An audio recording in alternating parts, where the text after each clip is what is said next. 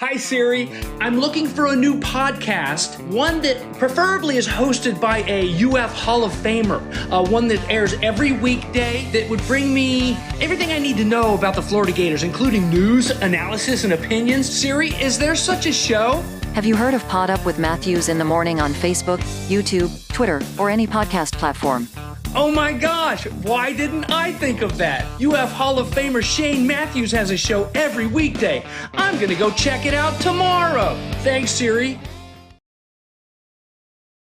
Good morning. Welcome to a Wednesday edition of the program, Pod Up with Matthews in the Morning from the Crime Prevention Security System Studios. Large enough to serve you, small enough to care. Got a good program lined up, lots to talk about. We'll have JC in just a second, then we'll have Mike Morgan from ESPN.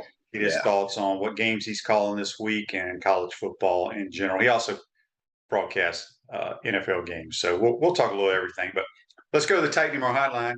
And we're joined by JC. Good morning, JC. Hey. You're wearing your Yankees hat. We know they won last night. How about them damn Houston Astros? Three-run bomb, walk-off. Oh, poor Mariners. Oh, it's a shame. You know, he changed pitchers and the guy threw a tater and big fella hit one. Yeah, that ball flies out of Minute Maid Park, QB. So good for them. Padres tried to make it interesting last night, lost 5-3 in the late game to the Dodgers. The Phillies jump out big on the Braves and hold on. I think that series could go 5. So, I think. Why are they not going 7? Yeah, well, obviously the next series between the winners of these series will go 7, and I don't know the answer to that. I found the new playoff format to be a little bit more enticing and interesting than just having one wild card game to determine who advances. The Padres had to go to the Mets to win a series, and the Mariners had to go somewhere to win a series to advance, but it's just, I think it's a little bit better right now. I think we've got some good matchups, and I certainly think Atlanta and Philadelphia could be the one that goes further. Atlanta better win tomorrow, or today, I should say. Today, yeah. Yes, there's 2 games today.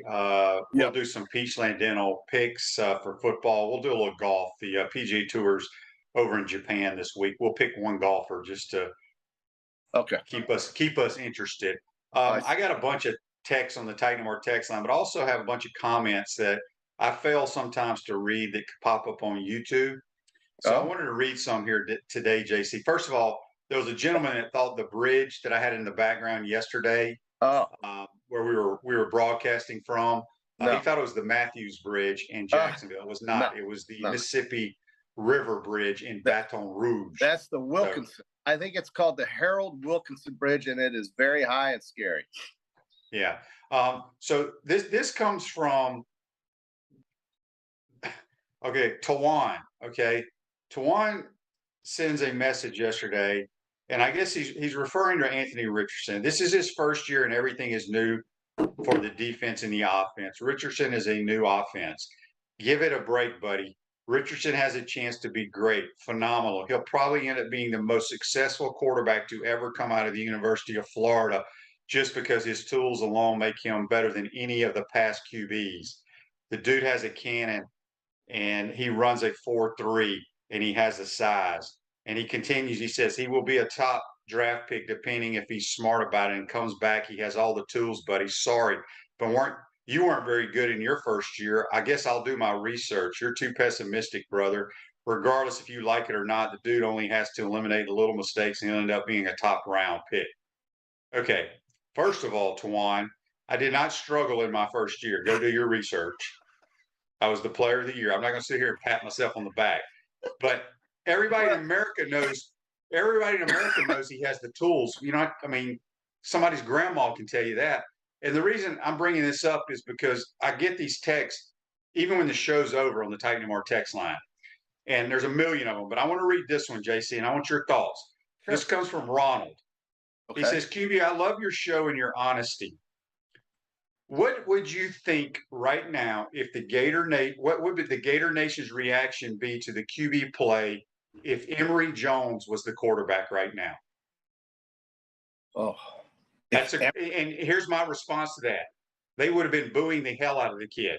Well, I mean, didn't we already get Emory Jones last year? Didn't we see that? No. What he's saying is Anthony's not playing any different than how Emory Jones played. Okay, so you're saying because it's Emory Jones, we would boo him. Yeah. Part of why they booed Emory Jones last year is because of Anthony Richardson on the sideline. If Anthony wasn't on the sideline, they may not have booed as much. I think a lot of that booing had to do with they wanted to see Anthony play. And it was too bad because Emory played his heart out, but he was just not as it's like what you say all the time. I mean, I believe. I mean, you can't, regardless of it. The whole point of the whole conversation is that, and I had a conversation on some other shows. To be a top-notch quarterback, doesn't matter who it is, what team you play for, you have to be a consistent player. The fan base remembers the splash plays. That's all they care about. They rather the guy run for 45 yards and not complete the next 10 passes. Yeah, that's what they rather him do. You cannot win and be a consistent player doing that. And I told somebody the other day that they're asking my opinion. Should he go pro? Absolutely, he should go pro. Because we're going to be sitting right here the same time next year after week 6 going, man, he plays good one game, he does the other game. You know what I'm saying? Because that's who he is. It's not going to change. So Scott says Chris Leak got booed in 2006 with Tebow on side.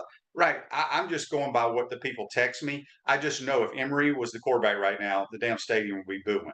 Yeah, I get it. I totally get it. I've seen a lot of Florida football these last 2 years to see that, and I certainly think that Anthony, as we go along, he may get a little help from some of these guys at the wide receiver position. I don't know. They're open. They're open. I know. I mean, sure, I get it, but yeah. There you are. You're making excuses now. I'm just trying to be nice to Anthony. No. This has nothing to do with him. I know.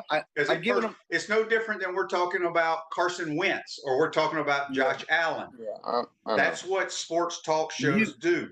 They give their opinion on how people play, right? Well, you want to see consistency. That's a thing you want to see, and a lot of times it's just hard to find. It's true. I mean, you don't have to be spectacular. That's the thing. Just go out and make it easy. Well, so there are other teams suffering the same problem. I think that one in Tuscaloosa has they that are, issue right but now. do they have a projected top 10 pick suffering? Well, listen, be that as it may, the game is the game, and it's played by whoever you throw out there. And there are other quarterbacks playing for other teams right now that you can make the same argument over with the word consistency. Alabama has that issue going right now. LSU has that issue going right now. QB. So I saw this. 24/7 Sports has their mid-season quarterback rankings in the conference. Okay. I'm gonna read these off, and you tell me what you think. All right.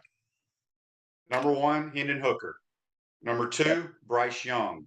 Number 3, Will Rogers. Number 4, Stetson Bennett. Number 5, KJ Jefferson. 6, Will Levis. 7, Jackson Dart.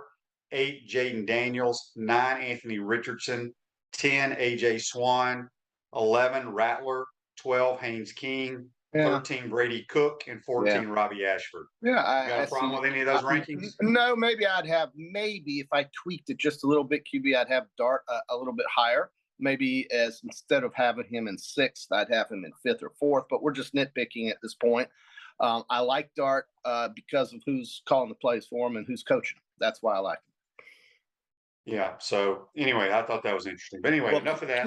QB, you mentioned our friend Mike Morgan, who is fantastic on the show, and he's a great announcer, and he does NFL games. And I've got a little frustration to get off my chest here, and I'd love to hear what Mike Morgan has to say about this if you want to ask him about it. But it just boiled over for me on Saturday and on Monday Night Football, and that is simply my frustration with analytics.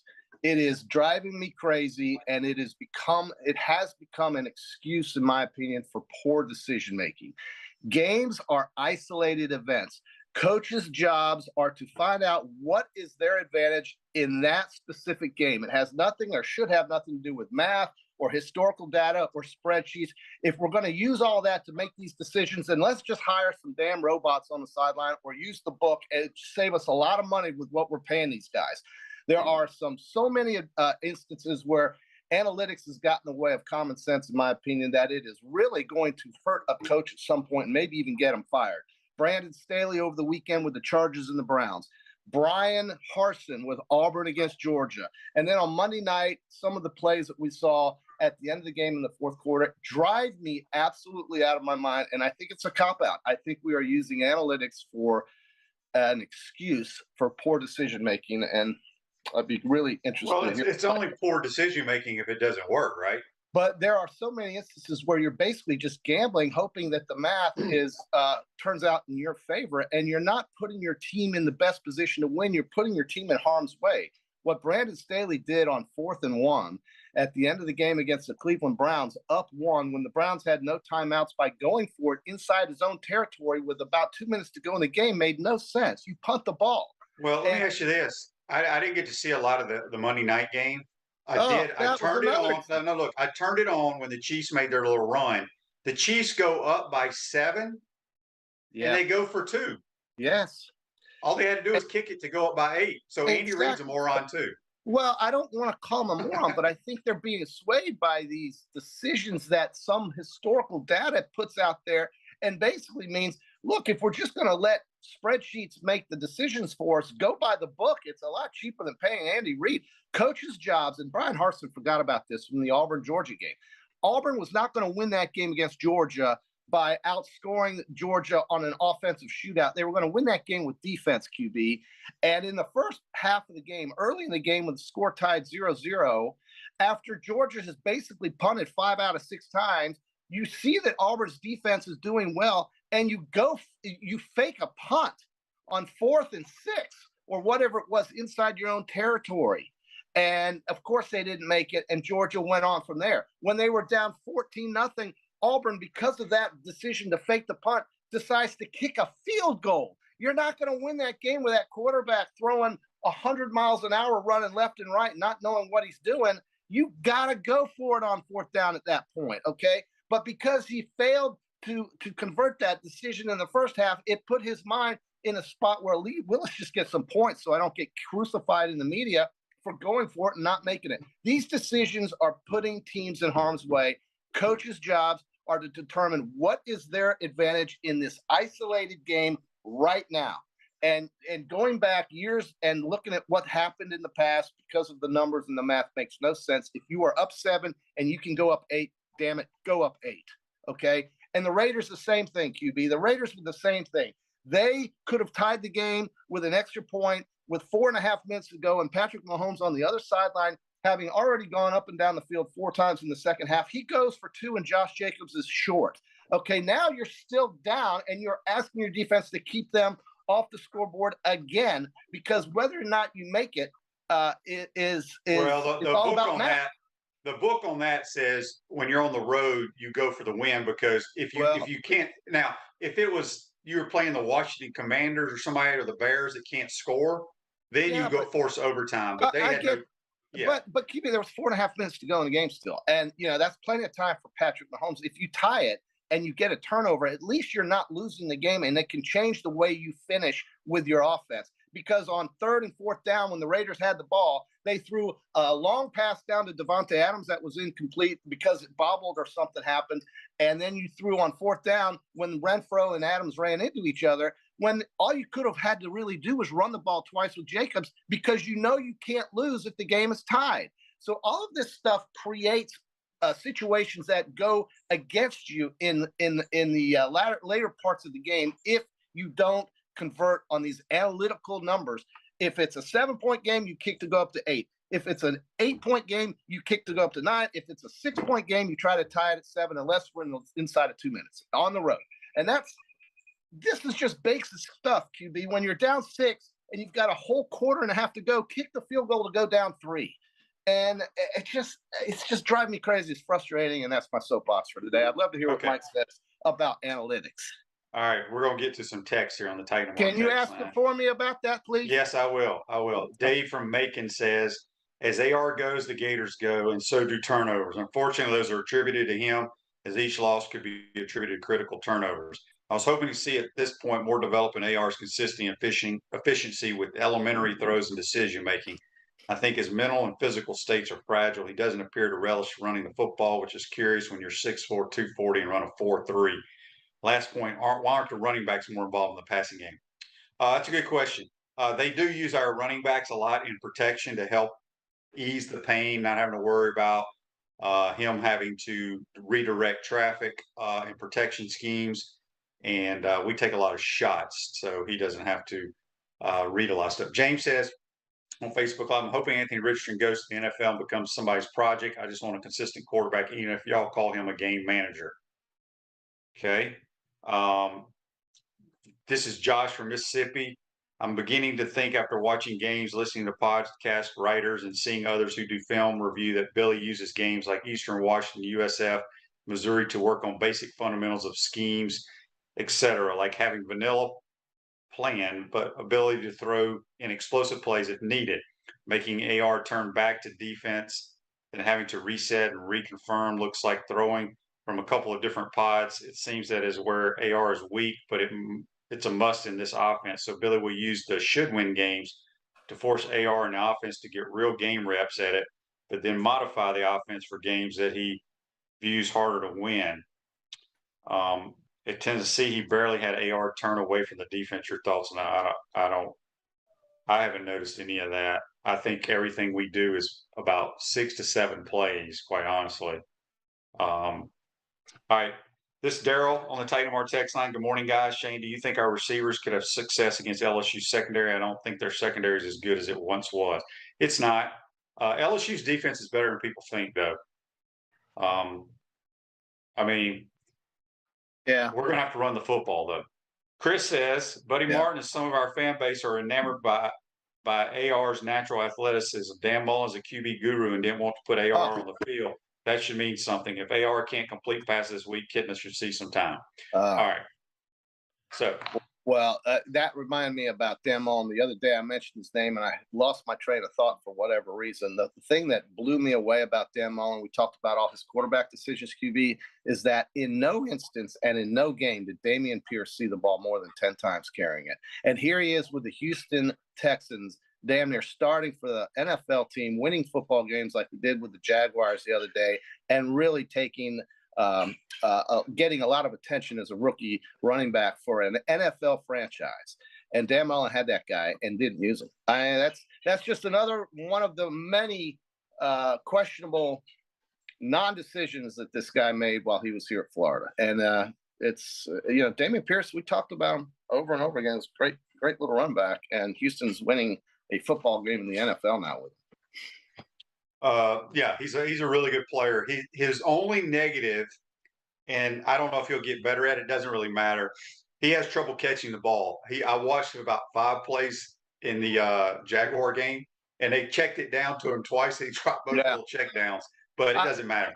Well, I think they're happy with him, QB, and I think yeah. And listen, and how can you excuse the idea that this guy doesn't get the ball more than 9 times in any game in his career under Dan Mullen? I don't. Well, here's the thing: you got to remember, we had 2 other running backs, kind of the same, similar.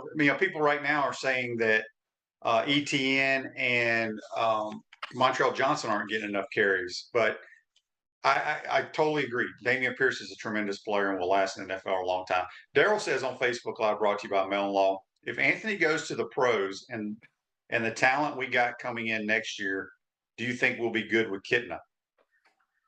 I mean, first of all, we don't even know if Anthony were to go pro, we don't even know if Kitna's going to be the quarterback. Right. Look, I'm telling you right now, there will be people in the transfer portal that they may be interested in. Don't forget, Jack Miller's a guy they went and got. So, yeah, the biggest question that people always ask me, whether it's on air or off the air, if he comes back, do you think he will be any better? Yeah. And the answer is, I don't know. I don't think so. Yeah, well, because I've watched him play in high school. I coached against him. What you're seeing now is what you saw in high school. Yeah, I listen. Florida's fans' obsession with Anthony is understandable. He's the most important player on the team, obviously. I guess you could say when it comes to trying to win football games. But you got to just accept what you have and know that he is capable of winning a game for you. And We'll see. I don't worry about it. QB, I was a lot more worried about Florida's quarterback situation when Jim McElwain was coaching here, and when last year with Emory. I don't seem to be as worried about Florida's quarterback position, and maybe this is just me with Anthony in the game, as I have been in the past when Florida had nobody. Treon Harris and Stewart. Well, because you're that fan that says, you know what? If it just breaks down and he doesn't know what to do, he's going to use his athletic ability and go make a play. I'm trying to say you cannot consistently play quarterback on scramble plays. Right. Yeah. But QB, to me, good quarterbacks do two things for you. And I'm not sure if Anthony falls in this category, but the two things that quarterbacks do that make them good players is get the ball in the end zone one way or the other and win football games. That is it. And I know that there are technical aspects that are not perfect. Nobody is perfect. I know that young players who don't have a lot of game experience tend to have a tough time adjusting it sometimes to the speed of the game. And all of these things do matter.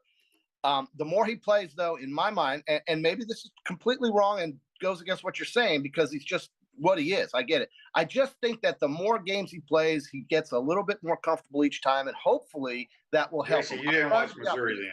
I know. Well, you're right. I watched the second half of the Missouri game. I missed the entire first half. I will admit that because QB, here's the problem. They put 5 very good games on at 12 o'clock in the afternoon. And I'm like, dear God, and I'm getting off the golf course and it's 12 o'clock. I'm not ready for football yet. And then they put 5 games on, QB. They had 5 really good games on at 12 o'clock, and it drove me absolutely nutty because I wanted to watch Tennessee and LSU, and I wanted to watch some of these other ones, Texas and Oklahoma. I wanted to watch that. Luckily, the Texas game I didn't watch much of because it was over, and that's a team that right now I think is feeling pretty damn good about their quarterback situation and their head coach calling plays. So, all right, Joseph says on Facebook, people need to quit worrying about the QB. It wouldn't matter if we had Tom Brady. We got other bigger problems than this. Our roster, look, our roster is not great. I agree with that. But the point of the whole conversation, because I haven't even read the other 35 but texts it's the about same this question subject. over and over again. QB, but here, and this is my honest truth. And like I said, it doesn't matter who the quarterback is. Once you've seen enough, right, you can tell whether it's going to progress or not. Is the point? So, real quick, Chris says on the Titan Mar text line, Shane, you have seen Miller and Kitten to throw at practice. Which one's better decision making? I mean, it's hard to tell in practice. You're not going to know about their decision making until they play in a game. All right, JC, let's do our Peachland Dental, Gator Nation's #1 choice for dentistry in Port Charlotte surrounding areas. Visit them at peachlanddental.com. All right, you get one pick for the Zozo Championship over in Japan. Who you got? It's an easy pick for me. It's one of yours and my favorite golfers of all time. We love the guy, and I'm sorry if you want him, but I'm taking him. And that would be Hideki Matsuyama. And that's who I want. That's not who I wanted, thank goodness. I'm going to take last week's winner, the 20-year-old who is kicking everybody's ass on tour. Yeah. His name is Jun Young Kim, but they call him Tom Kim, okay? You the 20-year-old. Give me Tom the Tank. QB, I'm going to get you property in Seoul, South Korea. You love Koreans. Golfers, you love them. I mean, you absolutely love these guys. They play great golf. There's a certain I can tell you right now, like 5 of them are like the top players in the world right now. They're very, very good. I give you that, QB. Do we have any football games to pick tonight? No, we haven't. There's a lousy NFL game tomorrow between Washington and Chicago. I wouldn't even care if we skip that one. There is a college game, however, tomorrow night as well, if I can get my phone to tonight. Excuse me, Louisiana and Marshall, Billy's old team, playing the Thundering Herd, getting 10.5. I have no idea. I just got. Mike Morgan's actually calling that game tonight. Is he? So he's going to be in West Virginia right now, Huntington, West Virginia. So I don't know. Marshall looks pretty good to me. They've won a big game this year, big upset winner this year at Notre Dame. Think about that. They beat Notre Dame, and they have 2 losses. And they beat them on the road in South Bend. I think tomorrow night's game between Baylor and West Virginia in the Big 12, which I consider one of the most balanced conferences in football currently at this point right now, is intriguing. Baylor's a 3.5-point favorite. I will take the West Virginia Mountaineers at home getting 3.5. Okay, I will take the Baylor Bears then. Yeah, I figure you would want them. QB, there are a bunch of games on Friday we can get. Well, no, there's not. There's 2 games on Friday. Don't matter. Then the Saturday We'll pick slate. those. We'll pick a ton on Friday. Saturday slate is unbelievably competitive. Before we get to Mike Morgan, okay. You know, Appalachian State had this big win over A&M. You know what their record is right now, Jason? Yeah, they've lost a couple. They sure have. They're 3-3. Yeah, they've lost a couple, and they lost the game last week. I looked at it, and I had to do a double because I was very surprised they lost that football game. Well, look, this college football is, like I said, every game is its isolated event. Everything is, analytics drive me crazy. Make sure Mike gives you a take on that, if you would. And 2 things I want to throw at you. The Astros were 0-48 in their postseason history when trailing by multiple runs after 8 innings until last night. And it has been 5,834 days since Tennessee has beaten Alabama. 5,834 days. The game day folks are in Rocky Top, and every single Tennessee fan is praying that Bryce Young does not play. And if that's the case, Tennessee's down. There is no way in the world he does not play in this game. Really? No way. A lot of folks say it's the open date. I said, wait a minute. The open date is after the Ole Miss game next week. They could lose 2. You're going to throw Milroe out there for 2 games they have to win. Now, if they had to win one of the 2, you would want to win the Ole Miss game instead of the Tennessee game. But my God. Well, I'm telling you right now, if TJ Yeldon or Milroe, whatever his name is, plays quarterback, you ain't winning. You ain't winning. Well, he is. Yeah. So I'm going through what Gator fans seem to be going through with Jalen Milroe. I'm going through the same issues, and I totally sympathize. I've just seen Anthony play a lot more than Jalen Milroe. But listen, it's a Saturday is setting up to be fantastic. I'm looking forward to hearing what Mike has to say here in the next 30 minutes. But please give me his take on the analytics thing. It's driving me up a wall, dude. And I wish I didn't care as much as I seem to, but for some reason, it is an excuse for poor decision making, and I don't think we need it. And it's going to get Coach fired one day. Brian Harson's one of them. Of course, that's not analytics that's going to get him fired. He's going to get fired because he shouldn't have been hired in the first place by Bobby Louder and the yellow guy. That's who hired Brian Harsin, and they made a bad decision. How come there's no accountability for the guys that brought poor Brian to Auburn? We all know he doesn't belong there, but why did they bring him there? Those are the guys that should be fired. Let Brian do his thing. Dick Vermeil says it takes 3 years for a coach to even get close to doing what he wants to do at a school. Brian Harsin's in year 2. Keep him there, pay him, and just see if he gets better. What are you going to go do? Who are you going to go get, QB? You going to go get? We're going to go get Mike Morgan right now. He's waiting. All right, go get Mike. I'll watch, and I look forward to hearing. All right, that's JC. Join us on the Titan MRI hotline. We're going to take a quick timeout. Get back. We'll have Mike Morgan from ESPN on Pot Up with Matthews in the morning. We want to take this moment to thank all our sponsors who keep the show going and pay the bills. Our premium sponsors are Crime Prevention Security Systems, large enough to serve you, small enough to care. Titan MRI, Gainesville's only locally owned and operated MRI facility. Meldon Law, the only official law firm partner of the Florida Gators. Peachland Dental, Gator Nation's first choice for dentistry in Port Charlotte. Comfort Temp, comfort is our business, peace of mind is our promise. QC Kinetics, live pain-free with QC Kinetics. Our gridiron sponsors are Auto ER, UF Bookstores, Celebration Point Town Center, Chris Doring Mortgage, Silverback Concrete Co., Ruse Ogra State Farm Insurance, Doreen Wiebe Realtor Caldwell Banker MM Parish. Our touchdown sponsors are Campus USA Credit Union, Adams Rib Company, Gator Dominoes, Celebrate Primary Care, Gator Bait Media, Okido America, Style Cuts, Ironwood Golf Course, Big Mills Cheesesteaks, MB Listing, McDonald's of Gainesville, 84 Lumber, Tropical Smoothie Cafe, Avra and Smith, Dowling Signs, Baker's Sporting Goods, Silver Cube Billiards and Sports Bar. If you are interested in promoting your business on the show, visit potupwithshane.com and click the advertise button. Again, thank you to all the great businesses that support the show. If you like what we are doing here, make sure you follow us and support the businesses that support us. Pro Football legend Emmitt Smith understands your joint pain. It does not surprise me that there are a ton of people out there that's in pain. That's why Emmitt is such a proponent of QC Kinetics, offering real lasting joint pain relief with non-surgical, all-natural biologic treatments. Whether it's a joint pain, ankle pain, shoulder pain, neck pain, back pain, hip pain, any kind of pain, the body eventually will break down when it's under that much stress. That stress can cloud your judgment to the point that you'll just say yes to the scalpel or yes to another prescription of pain pills. But maybe it's time for a second opinion from QC Kinetics. The reason why I would recommend this is because the natural biologics that QC Kinetics is providing you gives your body a chance to naturally heal itself. Restorative, regenerative solutions are here. Get lasting relief and live your life. Call QC Kinetics, 352-400-4550. That's 352-400-4550. QC Kinetics, 352-400-4550. Welcome back to the Crime Prevention Security System Studios, large enough to serve you, small enough to care. You in the market to buy or sell your home? Doreen Weeby, a realtor with Caldwell Banker M. Parrish, will provide you with fast, friendly, reliable service. Call her today at 352-562-1411 to help your dreams come true. We're going to head to the Titan More Hotline, and we're going to be joined by ESPN's Mike Morgan, coming to you live. He's calling the game tonight between the Marshall Thundering Herd and the Louisiana Raging Cajuns. Good morning, Mike. How are you, buddy? I'm doing well. I'm in mountain country. It's always a little bit different out here. I haven't been here in like 10 years. The last time I called a game here.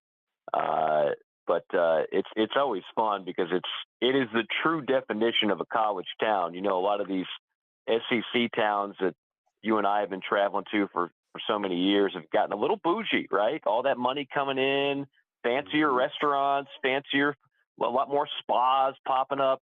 Huntington's keeping it real, man. Nothing changes here. It's the same as it was 10 years ago. It's got a Rust Belt feel to it, same restaurants, same everything. But they love their football, and they've had a lot of success throughout their time, going back to when Eric Kresser was throwing to Randy Moss, former Gator Eric Kresser. So it's should be a lot of fun tonight.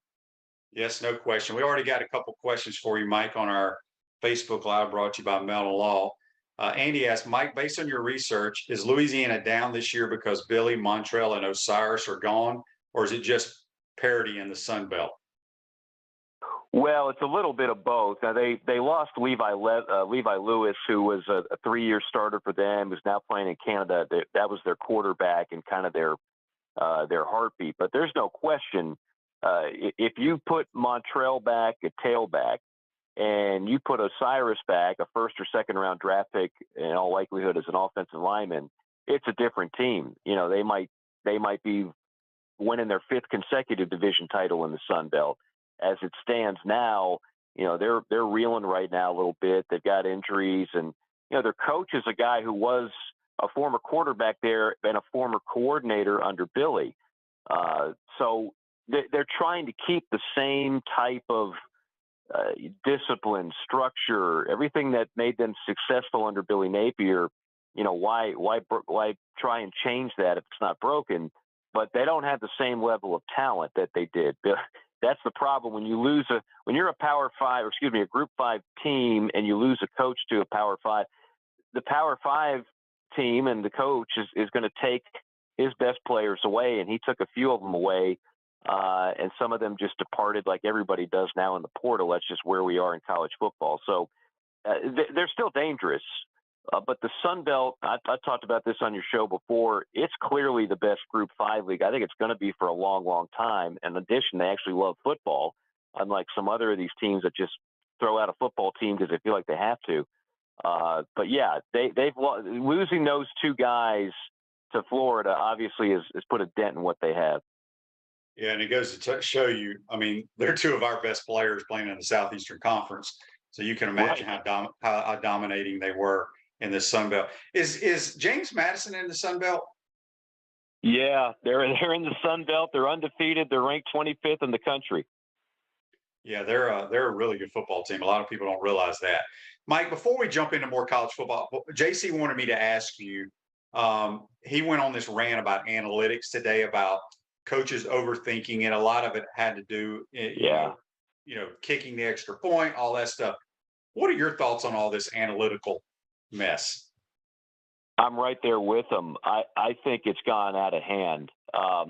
Some of the moves that are being made, and you're seeing it, it really stands out even more in the NFL, where the games are typically more competitive, and guys are going for two because the analytics say so. Like the analytics, do you remember? Like I used to do a lot of high school games when I got started in the business. In fact, I used to do the Cox Cable Game of the Week in Gainesville many moons ago, and you'd always run into that one coach who had the sheet when to go for two and when not to go for two, and it was totally irrelevant of the situation, the quarter, whether or not my quarterback's dinged up or whether nothing. It was just a generic. Well, when you're down 5, you go for 2. When you're down 4, you go for 1. And some of these high school coaches actually bought into that. And I'm thinking to myself, that is the stupidest thing I ever heard of. Like you have to factor in situation, time, personnel. But I look now, 25 years later, and we're seeing coaches at the highest level of football take analytics, which I don't think is a bad thing in general. Like analytics can serve as a guide, but it should not dictate certain critical moves you make in the fourth quarter of football games. I'm right there with JC. I've seen it now a number of times the last couple of weeks in the college and pro game where I'm saying, how in the world are you making that decision? And the coach's alibi is, well, that's what the analytics say. Well, the analytics are going to get your ass fired if you keep doing that. Yeah, there's no question about that. We're speaking with Mike Morgan from ESPN. It's brought to you by Campus USA Credit. All right, let's kind of move forward a little bit. We can talk a little bit about last week, but huge game in Knoxville, Tennessee. Tennessee hasn't been undefeated at this point of the year in a long time, with Alabama rolling into town. There is no way in the world Bryce Young doesn't play in this game, right, Mike? Oh, I think he's playing. Yeah, I mean. Unless that shoulder took a turn for the worse, I think he's playing. Yeah, and so how do you see this playing out? I've said if Bryce Young plays, I think Alabama will win the game by 10 or more. I just think he will slice and dice the secondary of Tennessee. I think Tennessee's going to score, but I think they're going to have trouble blocking the front four of Alabama. I could be 100% wrong. Now, if Jalen Milroe plays quarterback, Tennessee's going to win the game. Am I crazy to think that way? No, not at all.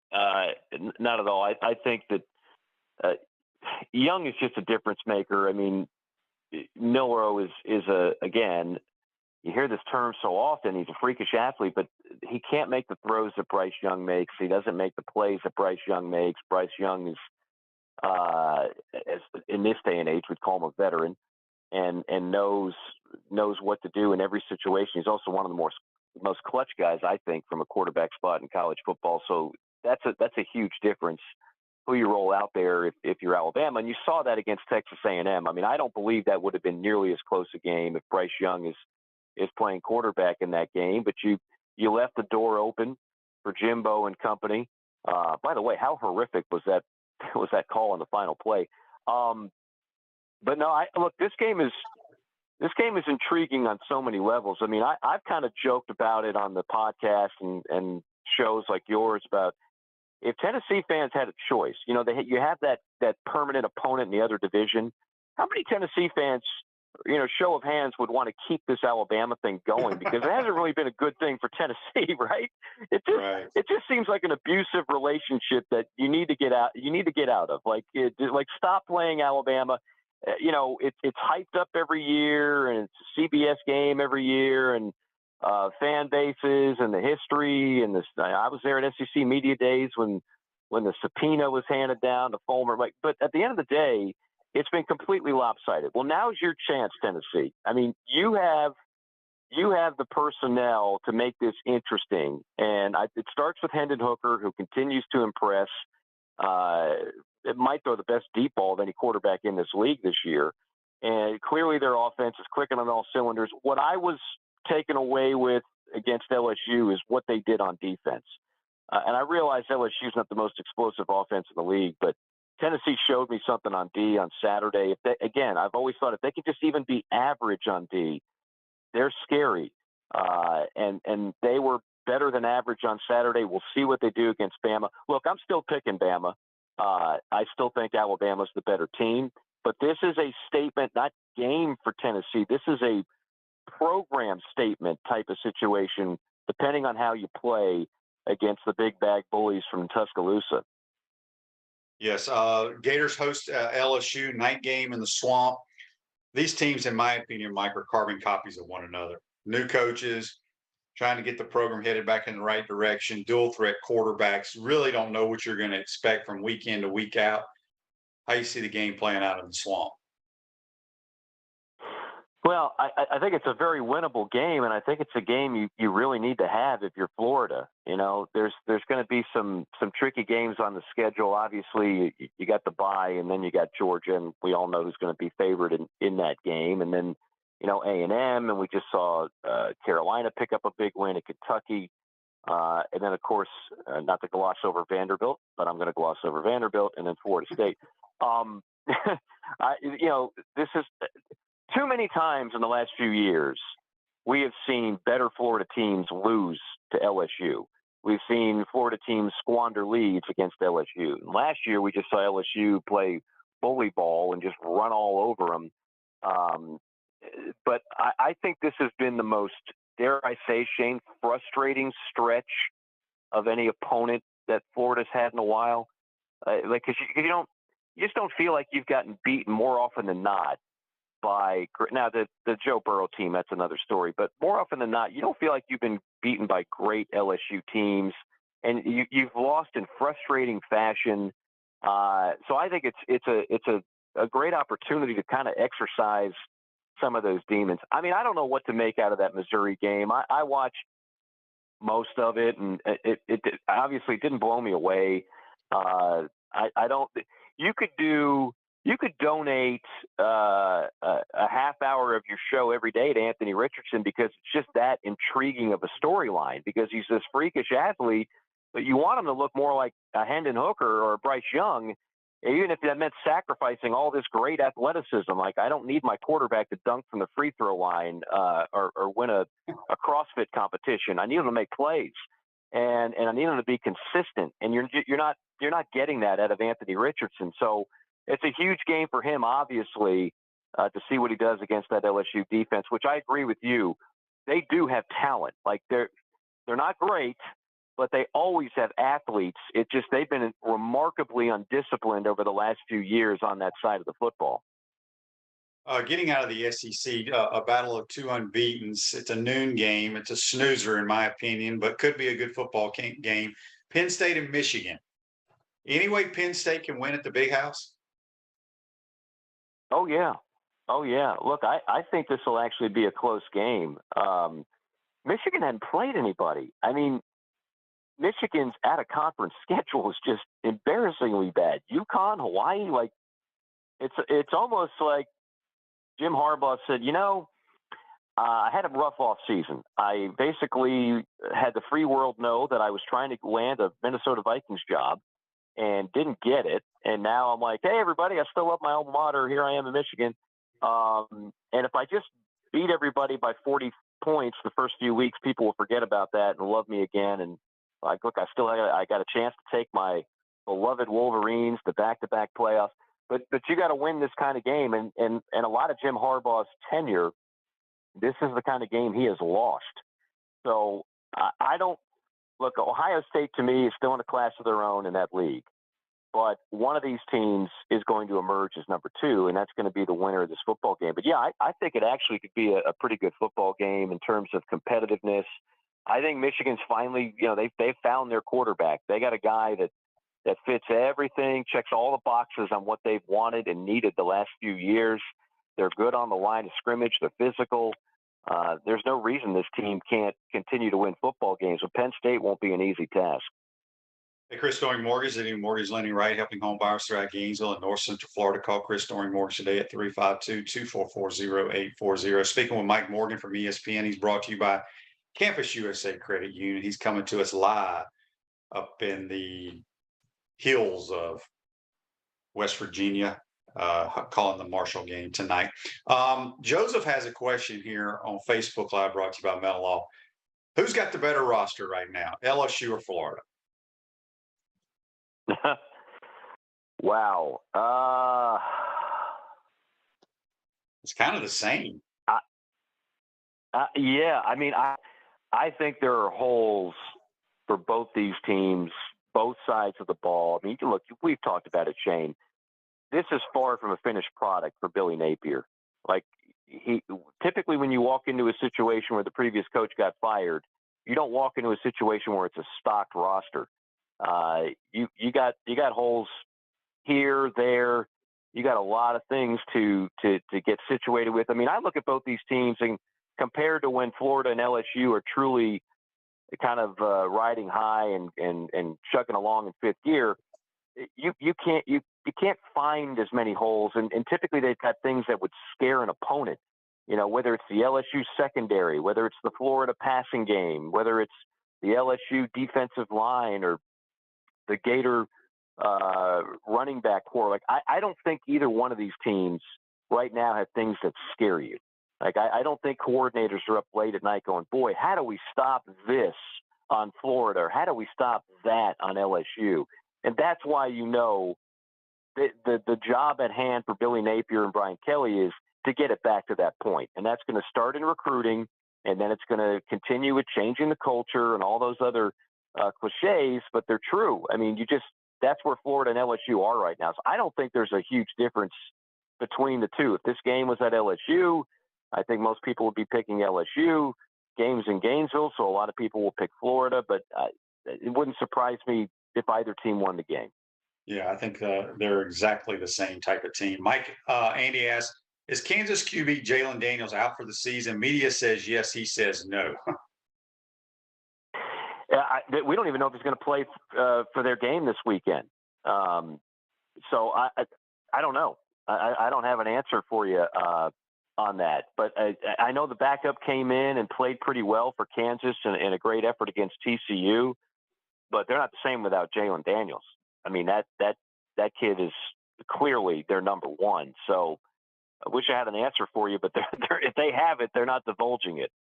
Yeah, two more things for you, Mike, before we get you out of here. Another game of undefeated teams in the Big 12, Oklahoma State and TCU. This game is being played in Fort Worth. What do you think happens in it? Man, I'm starting to become a bigger and bigger Max Duggan fan every day. That kid's a baller. The job that Coach Dykes has done with TCU, that's a terrific story. I still think Oklahoma State, though, is the best team in the Big 12. So I would take Oklahoma State in a close game. But I love the story of TCU. I'd love to see them get back to relevance. And I do think, and I think JC might have mentioned this, I think the Big 12 is the most competitive league in the country, like top to bottom. It's just bunched together. I don't know if there's a great team, but I know one thing: there's a lot of good teams. And I think when they add Cincinnati, BYU, UCF, Houston, yeah, they're going to miss Oklahoma and Texas. That goes without saying. But I think the Big 12 will actually be in pretty good shape going forward. Yeah, it is competitive for sure. All right, I'll switch gears to the NFL. Obviously, there's been a lot of talk the last couple of weeks, and especially this past weekend about the roughing the passer. You call a lot of NFL games. What are they going to do about this? Boy, I remember when we had Steve Shaw at the seminar for the college game, former SEC lead officials, and I asked them specifically about the targeting call in the college game. I said, can we go to like a flagrant 1, flagrant 2, like we do in basketball? Can we get rid of the suspension aspect of it? And he said, Mike, I'm telling you right now, targeting is down. Those kind of hits are down, and that's the only reason why the rule is there. So it ain't changing anytime soon, as much as fans complain about it. The NFL is a little bit different, but not a lot, because the NFL, we all know it's the ultimate financial jackpot in professional sports. There's only one thing that can take it down. It's more of these concussion class action lawsuits. So the Tua thing, we all know it's overreactionary based on one player, one situation. But that one situation was such a bad look. It was a bad look across the board, and everybody was talking about it, and everybody saw it, and so now they feel like they have to overreact. Do I think the penalties that we're seeing called are good for the game? No. Do I think there was malicious intent on any of these hits that are being? No. It's frustrating as a fan. It's got to be frustrating to play defense right now. But Shane, I don't know if we're going the other direction. If anything, this pendulum might keep swinging to the overly cautionary deal, because I still think they are beyond paranoid that the one thing the NFL, I don't want to say can't withstand, they can withstand anything, but it would take a major dent if they have another one of these deals where a bunch of former players wind up with CTE and they file a lawsuit and the NFL loses. So I don't like it, but I don't know if we're changing this anytime soon. Yeah, it is crazy. I just got a text on the Titan More text line from Jimmy. Jimmy says, Shane and Mike, I love your opinions on Ron Rivera calling out Carson Wentz, basically saying they're behind but due to their quarterback play. Did you see that? Yeah, I did. Look, I know Ron. I did the Panthers preseason games for a number of years, and he was the coach during that time. I'm a big Ron Rivera fan, but that's not a good look. I mean, well, two things come to mind. Number one, if you're Ron, I think you'd want to have that back, because that's something, Shane. I mean, you can say it in-house. You don't need to call out your quarterback in a press conference and basically say we suck because of him. You're not the only reason they're bad. They're bad everywhere. I mean, they're just a dumpster fire right now.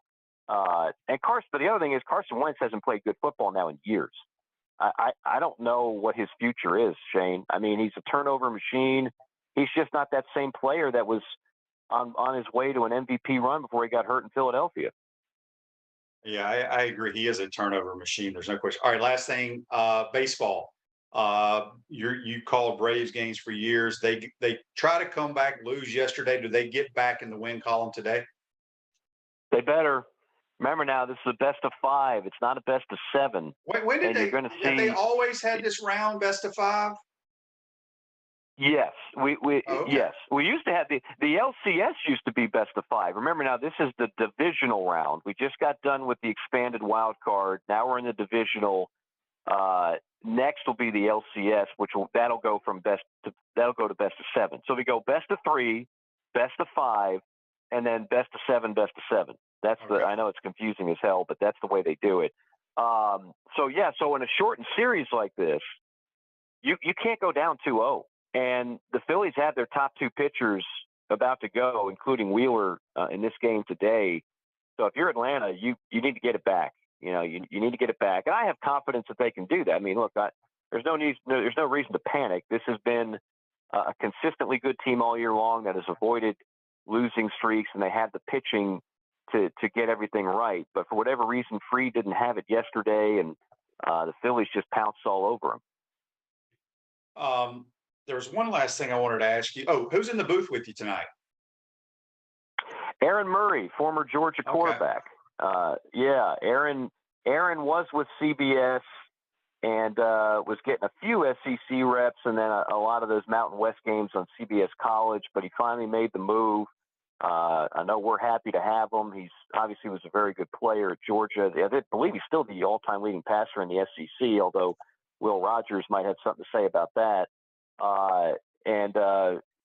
So Aaron's been doing games here and there. It's the first time we've worked together on TV. We've done some radio shows together on Sirius XM, but looking forward to working with him. He's going to do a really good job for us the rest of the way. A Gator and a dog calling the game tonight. Mike, good stuff. Right.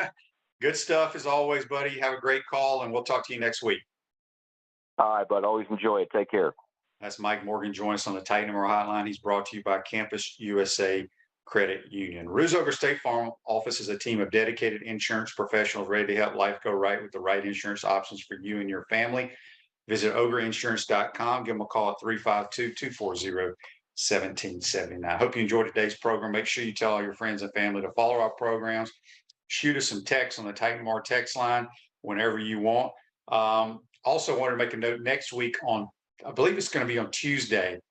Ben Chase is going to join the program. He's the kid that's going to 60 something college football games, driving around the entire country. I think he's a Gator grad, by the way, but a lot of people have been asking for him. But we're going to have him on, I believe, next Tuesday. Hope you enjoyed today's program. Make sure you tune in tomorrow. See you then. Take care.